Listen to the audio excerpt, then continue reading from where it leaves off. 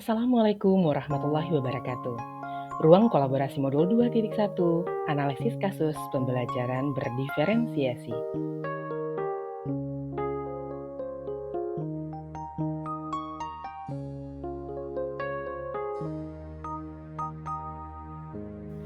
Pembelajaran diferensiasi, yaitu usaha guru untuk menyesuaikan proses pembelajaran di kelas untuk memenuhi kebutuhan belajar individu murid. Pada pembelajaran ini, haruslah berakar pada pemenuhan kebutuhan belajar murid dan bagaimana guru merespon kebutuhan belajar tersebut. Berikut contoh situasi jenjang SMK. Pak Ceta adalah seorang guru mata pelajaran teknologi perkantoran di sebuah SMK. Ia rencananya akan melakukan sebuah pembelajaran tentang transaksi online untuk murid kelas 10, jurusan otomatisasi dan tata kelola perkantoran. Saat merencanakan pembelajaran, tentunya Pak Ceta membuat tujuan dari pembelajaran yang akan dilakukan. Tujuan pembelajarannya adalah murid-murid dapat memahami ruang lingkup transaksi online dengan cermat dan kritis.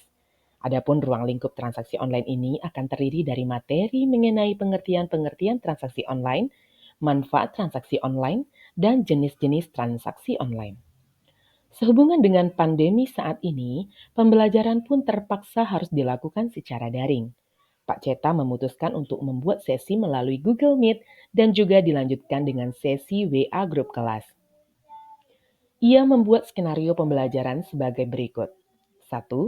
Pak Ceta akan membuat sesi daring melalui Google Meet dengan murid-muridnya di satu kelas. Setelah melakukan pembukaan dengan berdoa dan bertanya tentang perasaan murid, Pak Ceta lalu menjelaskan tujuan pembelajaran, apa yang ingin dicapai pada sesi pembelajaran tersebut. Pada proses pembelajaran kali ini, Pak Ceta menggunakan Discovery Learning di mana nantinya murid-murid akan menggali informasi sebanyak-banyaknya secara mandiri. Lalu dilanjutkan dengan sesi penguatan dan menarik benang merah dari informasi yang diperoleh secara bersama-sama. 2. Pak Ceta lalu menjelaskan tahap pembelajaran yang akan dilakukan oleh murid-muridnya melalui slide presentasi yang informatif. Terdapat bagan timeline, pengerjaan tugas, penjelasan, dan gambarannya. Ia menjelaskan bahwa topik yang harus digali oleh murid secara mandiri di rumah adalah tentang ruang lingkup transaksi online yang terdiri dari materi mengenai pengertian-pengertian transaksi online, manfaat transaksi online, dan jenis-jenis transaksi online. Setelah itu, murid-murid dibebaskan untuk membuat rangkuman dari informasi yang didapatkan dalam ragam bentuk, poster, PPT, not, mind map, dan lain-lain, agar lebih mudah dan dirasa menggambarkan pemahaman mereka. Setelah itu, di sesi selanjutnya, murid-murid akan kembali ke ruang online kelas dan berbagi mengenai informasi yang diperoleh.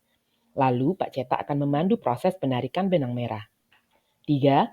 Di akhir pertemuan daring, Pak Cetak waktu untuk muridnya mengajukan pertanyaan jika ada hal-hal yang kurang dimengerti. Setelah itu, ia juga mempersilahkan muridnya untuk menghubungi via WA kelas jikalau ada kebingungan saat menggali informasi secara mandiri di rumah. Tak lupa, ia memberikan semangat. 4. Untuk memudahkan murid-murid, Pak Ceta pun membagikan slide presentasinya ke dalam WA kelas. Tak lupa, Pak Ceta pun memantau proses pekerjaan mandiri murid melalui pertanyaan singkat di grup WA dan mengingatkan para murid ketika menggali informasi, tak lupa mencatat sumber informasinya. 5. Saat proses memantau ini, Pak Ceta juga melakukan asesmen informal. Ketika kemudian ia menemukan beberapa murid-muridnya ternyata masih ada miskonsepsi dan perlu bantuan, maka Pak Ceta kemudian menghubungi murid-muridnya tersebut untuk meminta mereka bertemu dengan Pak Ceta dalam sebuah kelompok kecil secara daring. Di dalam pertemuan kelompok kecil tambahan ini, Pak Ceta memberikan petunjuk ulang atau bantuan pertanyaan-pertanyaan untuk membantu murid mendapatkan pemahaman yang lebih baik. 6. Setelah selesai dengan tugas mandirinya, para murid pun kembali bertemu Pak Ceta di sesi pembelajaran daring selanjutnya. Pak Ceta dan murid-muridnya berdiskusi serta berbagi informasi melalui sharing langsung dan kemudian menarik kesimpulan bersama-sama. Setelah itu, Pak Ceta akan meminta murid untuk bekerja dalam kelompok.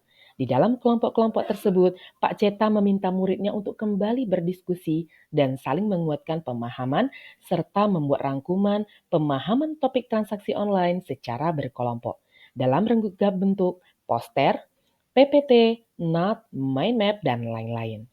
Kemudian ia juga memberikan rubrik penilaian agar para murid lebih mengoptimalkan penggambaran pemahamannya mengenai topik transaksi online. Pak Ceta adalah seorang guru mata pelajaran. Apakah kebutuhan belajar murid yang berusaha dipenuhi oleh guru tersebut? 1. Kesiapan belajar murid. 2. Minat belajar murid. Dan 3. Profil gaya belajar murid. Bagaimana cara guru tersebut menentukan kebutuhan belajar murid? Yaitu Pak Ceta menjelaskan tujuan pembelajaran yang ingin dicapai. Pak Ceta menyediakan fasilitas sosial media yaitu grup WhatsApp sebagai ruang konsultasi bagi murid yang masih kurang dimengerti oleh murid terhadap materi transaksi online. Kemudian Pak Ceta juga membagikan slide presentasi materi transaksi online melalui grup WhatsApp. Pak Ceta juga menggunakan model pembelajaran Discovery Learning. Serta Pak Ceta membebaskan siswa untuk merangkum materi transaksi online berupa PowerPoint, mind map, poster, not, dan lain sesuai dengan profil gaya belajar siswa, agar lebih mudah dan dirasa dapat menggambarkan pemahaman mereka. Strategi pembelajaran berdiferensiasi apa yang digunakan? Yaitu diferensiasi konten, diferensiasi proses, dan diferensiasi produk. Untuk diferensiasi konten, di mana Pak Ceta menjelaskan tahap pembelajaran yang akan dilakukan oleh murid-muridnya melalui slide presentasi yang informatif. Kemudian memberikan petunjuk ulang atau bantuan pertanyaan-pertanyaan untuk membantu mendapatkan pemahaman yang lebih baik bagi siswa yang miskonsepsi.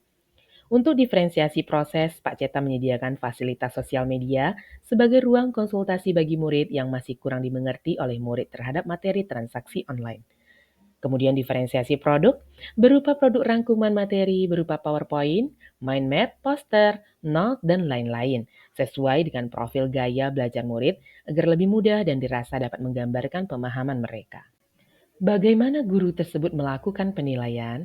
Yaitu dengan menggunakan asesmen informal, yaitu asesmen yang dibuat dan dikembangkan oleh guru yang bersangkutan berdasarkan aspek-aspek perkembangan atau kurikulum yang berkaitan dengan kemampuan belajar anak, yaitu ongoing assessment.